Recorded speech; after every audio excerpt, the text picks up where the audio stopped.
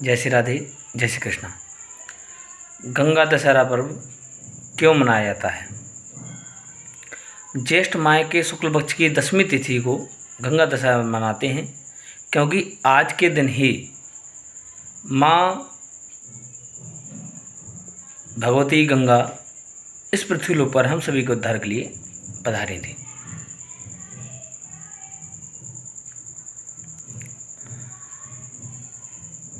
जब सूर्यवंश के राजा सगर जी महाराज अश्वमेध यज्ञ कर रहे थे, तो अश्वमेध यज्ञ में एक घोड़ा छोड़ा जाता है, सभी राज्यों में विचरण करता है, और जो राज्य का राजा, जिस राज्य का राजा घोड़े को नहीं पकड़ता था, तो वो समझते थे वो उनसे सहमत है या उनसे पराजय स्वीकार करी है, या उनका उनसे कोई विरोध नहीं है उस राजा से। और जिसने पकड़ लिया तो वो उसका विरोध होता, उससे युद्ध किया जाता था, और फिर हार जीत जैसा होता तो फिर आगे का निर्णय होता था। तो कहा गया कि जो 100 अश्वमेध यज्ञ कर लेता है वह व्यक्ति इंद्रासन में बैठ जाता है, यानी कि इंद्र बन जाता है, इंद्र की गद्दी में बैठता है। इसलिए कोई इंद्र किसी एक विशेष व्यक्ति का नाम नहीं है, इंद्र गद्दी का नाम है। जो उस गद्दी में, जैसे प्रधानमंत्री गद्दी में जो बैठा होता है वो प्रधानमंत्री, उसी प्रकार से जो इंद्र की गद्दी में बैठा होता है वो इंद्र होता है। तो इंद्र ने, जो उस समय के इंद्र थे, उन्होंने सोचा कि यदि ये सगर राजा ने अश्वमेध यज्ञ 100 पूरे कर लिए तो इनको इंद्र बना दिया जाएगा, हमारी गद्दी छिन जाएगी। तो इंद्र ने क्या किया कि जो अश्वमेध यज्ञ छोड़ा गया उस यज्ञ को, उस घोड़े को उन्होंने क्या किया कि महाराज जो कपिल महात्मा जी थे, भगवान कपिल मुनि जी महाराज, उनके आश्रम में चुरा करके उस घोड़े को बांध दिया और इंद्रदेव चले गए।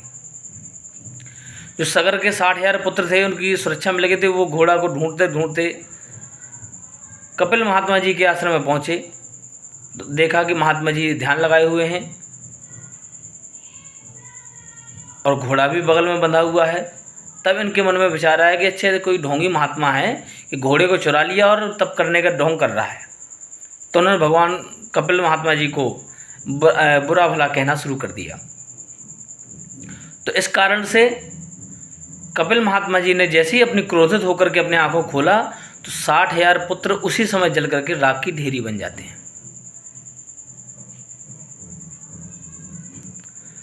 महाराज सगर को पता चलता है,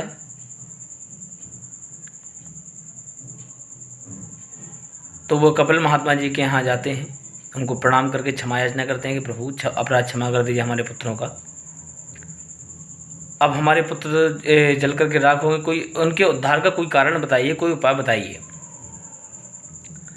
तब कपिल भगवान कहते हैं, यदि माँ भगवती गंगा ब्रह्मलोक से उतर करके पृथ्वी लोक पर आए और उनका जल इनको स्पर्श हो जाए तो इन सभी 60,000 पुत्रों का उद्धार हो जाएगा। अब गंगा जी आए कैसे? तो गंगा जी का पहले तप किया जाए। तो महाराज सगर ने तप किया, अपने बेटा, दूसरा जो बेटा था उनका अंशुमान, 2 रानियां थीं, एक रानी से 60,000 पुत्र हुए थे, एक दूसरी रानी से एक पुत्र हुआ था अंशुमान। अंशुमान को राजा बनाया, वो तप के लिए चले गए और कह दिया कि जब तक मैं तप के लिए जा रहा हूँ, जब तक गंगा माँ पृथ्वी पर ना आ जाए तब तक तप बंद नहीं होना चाहिए। महाराज सगर तप करते करते अपने शरीर को त्याग देते हैं। उसके बाद अंशुमान जाते हैं, वो उन्होंने अपने बेटे को राज गद्दी में बिठाया, दिलीप को, और अंशुमान तप करते करते वो भी शरीर को त्याग देते हैं। फिर दिलीप ने अपने बेटे भगीरथ को राजा बनाया, वह भी तप करते करते अपने शरीर को त्याग देते हैं, लेकिन गंगा माँ प्रकट नहीं होती। इसके बाद महाराज भगीरथ वो तप करने के लिए जाते हैं। तो 3 पीढ़ियों की तपस्या को देखते देखते भगीरथ महाराज की कठोर तपस्या से प्रसन्न होकर के गंगा माँ प्रकट होती हैं और कहते हैं, बताइए कारण क्या है? तो भगीरथ जी महाराज कहते हैं कि इस प्रकार से आपको पृथ्वी लोक पर आना है और मेरे जो पूर्वज हैं उनका उद्धार करना है, क्योंकि वो कपिल महात्मा जी के श्राप से वो भस्म हो गए हैं। तो उन्होंने कहा कि मैं आने को तो तैयार हूँ, लेकिन मेरा इतना वेग है वो उसको धारण कौन करेगा। और कहा यदि मैं डायरेक्ट ऐसे आ गई तो पृथ्वी तो फट जाएगी, रसातल में चली जाएगी, तो क्या किया जाए। का देख लो शायद भोलेनाथ, भगवान भोलेनाथ वो मेरे वेग को धारण कर लें। वैसे लगता नहीं है कि वो धारण कर पाएंगे, लेकिन शायद वो कर लें। भगीरथ जी ने भगवान भोलेनाथ की तपस्या की। भगवान भोलेनाथ प्रसन्न हो गए और बताया कि ऐसे ऐसे गंगा माँ ने कहा कि वैसे तो भोले बाबा भी नहीं धारण कर पाए, लेकिन शायद वो धारण कर लें, तो उनसे प्रार्थना कर लो। तो मैं आपसे प्रार्थना करने आया हूँ महाराज, मेरी तपस्या का फल यही दे दीजिए कि गंगा को आप अपने धारण कीजिएगी और उसके बाद जटाओं में धारण कीजिए, उसके बाद उसको पृथ्वी में गंगा माँ को पृथ्वी पर छोड़ दीजिए, जिसके द्वारा सभी का उद्धार हो। भोले बाबा को सुनकर बड़ा क्रोध आएगा, अच्छा गंगा का इतना अहंकार कि लगता है मेरे बैग को कोई धारण नहीं कर पाएगा।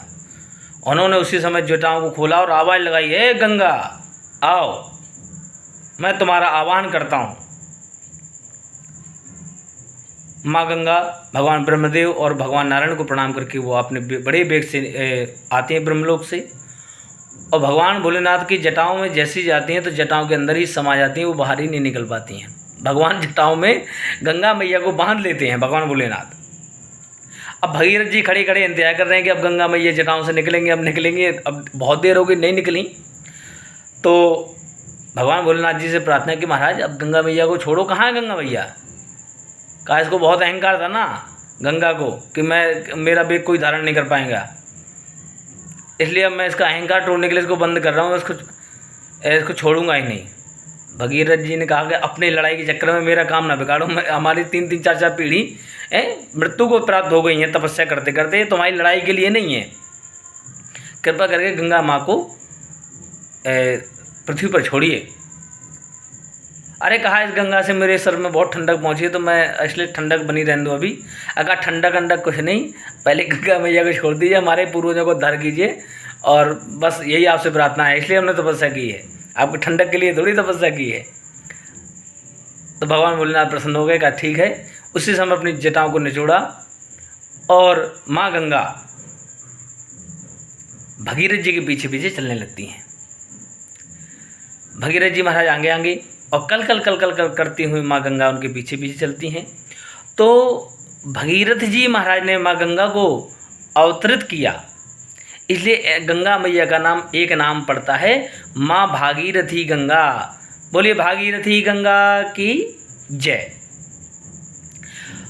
तो भगीरथ जी महाराज आगे चलते जा रहे हैं और पीछे पीछे गंगा मैया। कुछ दूर जाकर के पीछे मुड़ के देखा कि गंगा मैया तो है नहीं, पता नहीं कहाँ चलेंगी, अचानक से कहाँ रास्ता भटक गई।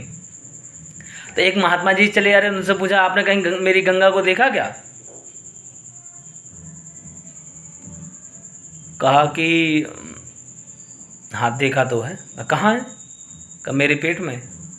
मतलब अरे उसके बेग से मेरे आश्रम की पूजन सामग्री जितनी सब बह गई, तो मुझे क्रोध आया तो मैं उसका पी गया। तो कहा आपके प्यास बुझाने के लिए, आपके पीने के लिए गंगा मैया को नहीं प्रकट किया है, मेरे पूर्वजों को उद्धार करना है, कृपा करिए और मेरी गंगा मैया को निकालिए। अब जहनु ऋषि ने विचार किया, यदि मुख से वापस निकालता हूँ तो झूठी हो जाएगी, इसलिए उन्होंने अपनी जंघा को फाड़ करके गंगा को निकाल दिया। तो गंगा मैया का एक नाम और पड़ता है, बोले जाह्नवी मैया की जय। जाह्नवी गंगा मैया का नाम है। इसके बाद वो जाते हैं कपिल मुनि के आश्रम में, और गंगा मैया सभी 60,000 जो उनके पूर्वज थे उनको अपने जल के द्वारा उनको मुक्ति प्रदान करती हैं, और सदैव हम सभी प्राणियों की मुक्ति के लिए सदैव इस पृथ्वी पर कल कल निरंतर बहती रहती हैं। तो ज्येष्ठ माह के शुक्ल पक्ष की 10वीं के दिन ही गंगा मैया का पृथ्वी पर अवतरण हुआ था, इसलिए हम उस दिन गंगा दशहरा और गंगा अवतरण, गंगा मैया का जन्मदिन, जन्मोत्सव किसी भी प्रकार से मान लीजिए, वह हम मनाते हैं। तो बोलिए गंगा मैया की जय। गंगा दशहरा के दिन निश्चित रूप से आप सभी को गंगा मैया में जा कर के स्नान आदि करना चाहिए, इससे सभी प्रकार के पापों को तापों का नाश हो जाता है। बोले गंगा दशहरा पर्व की जय।